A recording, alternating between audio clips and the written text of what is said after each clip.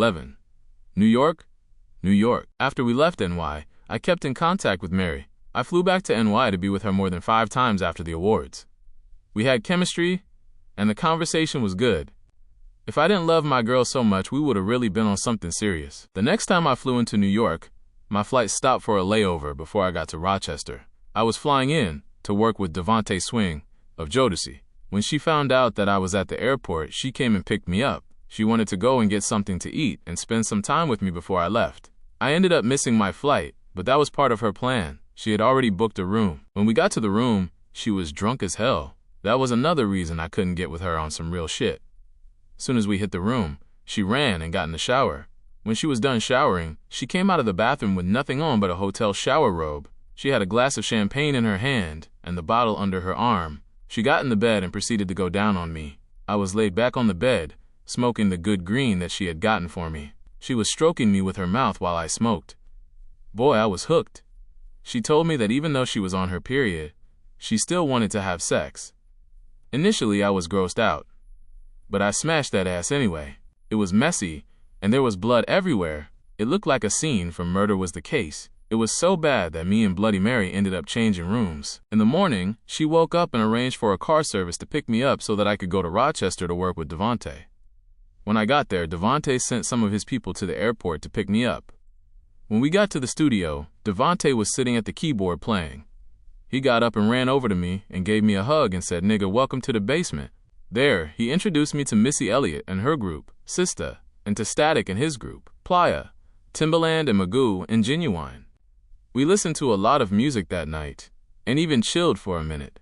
After the session, I took a town car and checked in at the hotel. When I woke up, I wanted to go to the mall.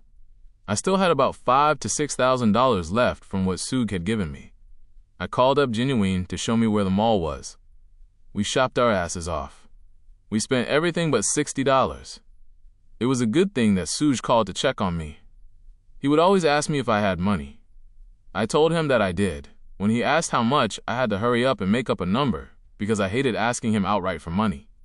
I told him I had like $2,000. He clicked over on the office phone and told Roy, his assistant, to get $5,000 over to me. Within the hour, I was standing at Western Union picking up the money.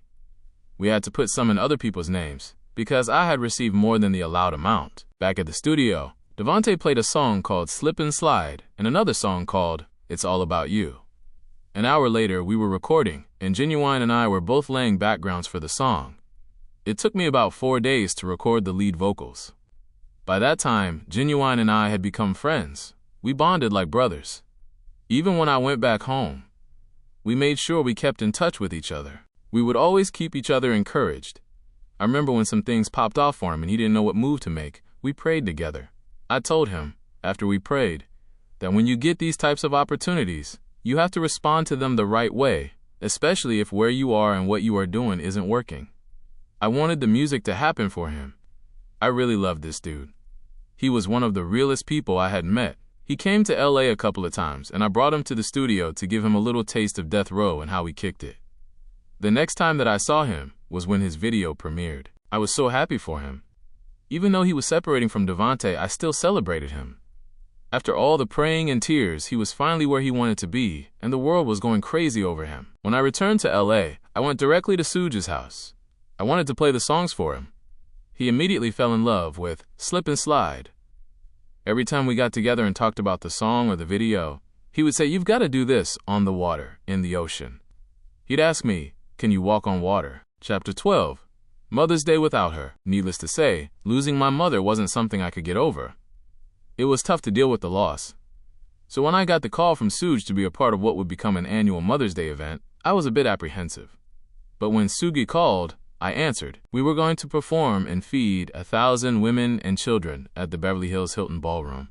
KC and JoJo, the Isley brothers, Michelle, Jewel, and I were scheduled to perform. With the circumstances being what they were, I sang as much as I could.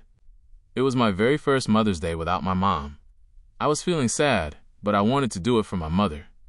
And I did just that. But immediately after I performed, I went backstage and cried my head off. I was excited to be a part of a show that was giving back. It was a good thing to see Suge taking care of people he didn't even know. I mean, it was a red carpet event, and there were real stars performing. Some of the families were picked up by limos. Everyone that came left with a small death row medallion, and all of the mothers were given elaborate gift baskets. After the show was done, we went back to the Peninsula Hotel and hung out with all of the performing artists. We chilled and drank and chilled all night. I couldn't believe that I was hanging with the Ileys and KC and JoJo. I mean, these were the people I grew up listening to. What was once a lofty childhood dream was now reality. It was Death Row that made it happen, and I was immensely grateful. Hanging out with my childhood idols was the highlight of the event, but little did I know, there were more surprises to come. Soog walked into my room and threw a black box at me. "Check this out, DB, and tell me if you like it," he said. I opened the box to see a large gold chain and a medallion. When I removed the cover from the medallion, it read Danny with the boy symbol under it. The chain looked as if it had millions of diamonds in it. I was so thrilled when I saw the piece. Sooj just walked away smiling. He enjoyed giving gifts. 2 days later, Sooj called me to his office. I took my time, because Sooj was known to show up 5 hours late. When I got there, I was 3 hours late and Sooj still hadn't made it to the office. I waited there until I grew tired. Just as I was about to leave, somebody got off the elevator and said Sooj was on his way up. We talked for about 30 minutes before Sooj asked me to walk down with him to go see my car. I jumped up immediately. When we got on the elevator, all I could do was watch with anticipation, as the numbers on the elevator got lower. When the doors opened, I turned the corner to see my new red 2-door car. I didn't know what kind of car it was. All I knew was that it was a 2-door drop-top. Come to find out, it was a Nissan, but it didn't matter what kind of car it was. Soog had customized the black interior with red accents. My name was embroidered on each of the floor mats, Danny on the driver's side and Boy on the passenger side. I quickly jumped into the car and turned up the radio. I couldn't believe my life. Sooj gave me a hug, got in his car, and drove off. I could tell that he was just as happy as I was. I was singing thank you as Sooj rode off. I hit the 101 for about an hour bumping oldies before I went to the crib and grabbed my girl. We rode all night,